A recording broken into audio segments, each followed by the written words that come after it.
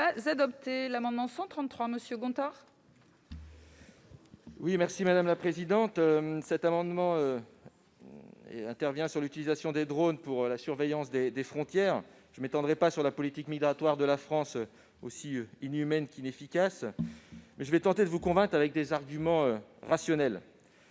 Le retour d'expérience de la surveillance de la frontière américano-mexicaine par drone fait état d'une immense gabegie financière. Cette politique est coûteuse et inefficace.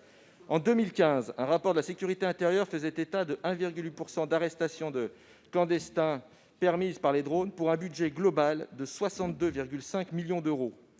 Clairement, l'intervention humaine est moins onéreuse et plus efficace. Pire encore, on apprenait en 2016 que les cartels mexicains pirataient les GPS des drones, surveillant la frontière pour la franchir tranquillement. Cette inefficacité est sans doute à l'origine de la volonté de l'ex-président Trump de construire son fameux mur qui ne connaît guère plus de succès et qui est une autre gabegie.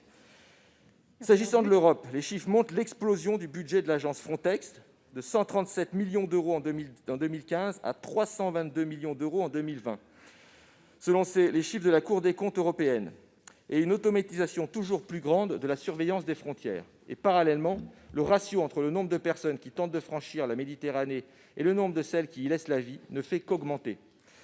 Cette automatisation de la surveillance aux frontières n'est donc qu'une nouvelle façon pour les autorités européennes d'accentuer le drame qui continue de se jouer en Méditerranée pour une efficacité qui, finalement, ne profite qu'aux industries de la surveillance. À l'échelle de la France, la problématique est la même. Ces drames humains interviennent chaque jour dans les Alpes. En plus d'être littéralement inhumaine, la surveillance de la frontière par drone nous semble particulièrement onéreuse et inopportune.